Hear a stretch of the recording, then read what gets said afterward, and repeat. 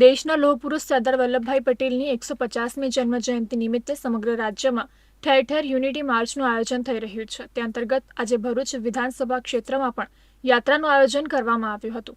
આ યાત્રાની શરૂઆત ભરૂચના જાડેશ્વર સ્થિત કેજીએમ સ્કૂલ પરથી કરવામાં આવી હતી. યાત્રા કેજીએમ વિદ્યાલયથી શરૂ થઈ તુલસીધામ જ્યોતિનગર માર્ગે આગળ વધતી ભૃગુ ઋષિ બ્રિજ પરથી સેવાશ્રમ હોસ્પિટલ સુધી પહોંચી હતી. સેવાશ્રમ હોસ્પિટલ સ્થિત સરદાર વલ્લભભાઈ પટેલની પ્રતિમા સમક્ષ પુષ્પાંજલિ અર્પણ કરી યાત્રાનું સમાપન કરવામાં આવ્યું હતું.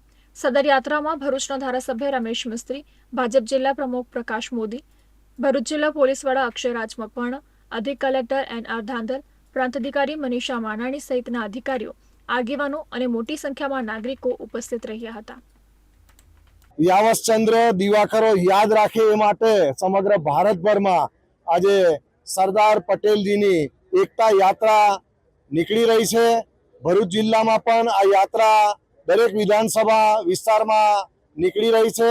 આજે ભરૂચ વિધાનસભા મત વિસ્તારમાં પણ જાડેશ્વર કેજીએમ વિદ્યાલયથી ભરૂચના સેવાશ્રમ હોસ્પિટલ સુધી આ યાત્રા જ્યારે પ્રસ્થાન કરી રહી છે, યાત્રામાં જોડાનાર સૌ આ ગામવાસીઓ તેમજ આ વિધાનસભા મત વિસ્તારના સૌ લોકોને ખૂબ ખૂબ અભિનંદન.